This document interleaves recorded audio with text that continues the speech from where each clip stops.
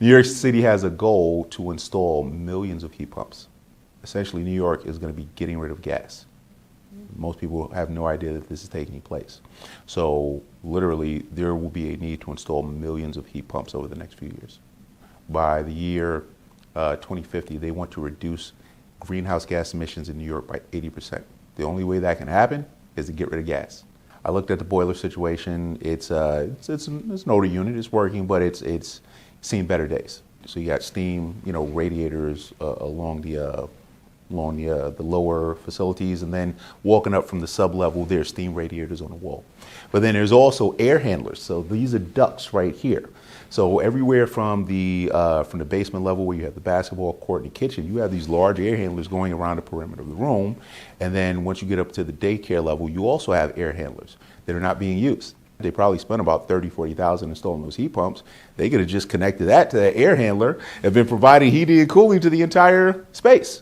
When people come along and they say, I can do this is the quick solution, rather than investigating what are the possibilities, then you end up spending money in the wrong way. If you basically seal the building where the windows aren't open, or you don't have these sleeves for the air conditioners open, then you're reducing your energy consumption, you're reducing the greenhouse gas emission.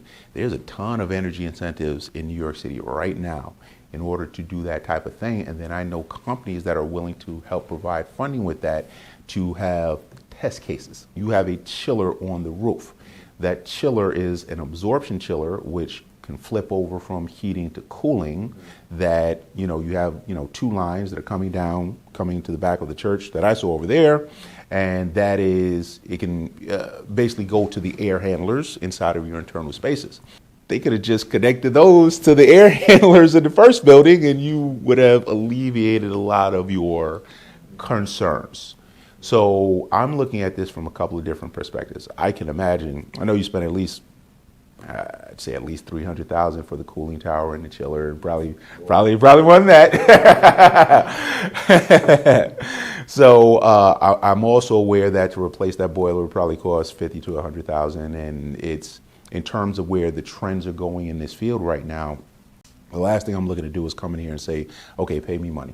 I don't want any money from you. But my objective is to give my students experience in the real world.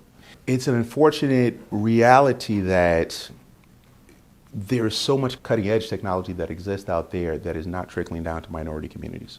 People of color don't even know these things exist. And I assure you, most people don't know about cooling towers, and they don't know about chillers, and they don't know about any of these things. What I would love to do, and I've spoken to some of the people on my team, I'm not sure if you heard the word BMS, a building management system. It's basically a computer. And you sit at your computer and you turn that chiller on. I would like to come in here and kit out everything with the best stuff, as long as I can use it as a training lab for my students.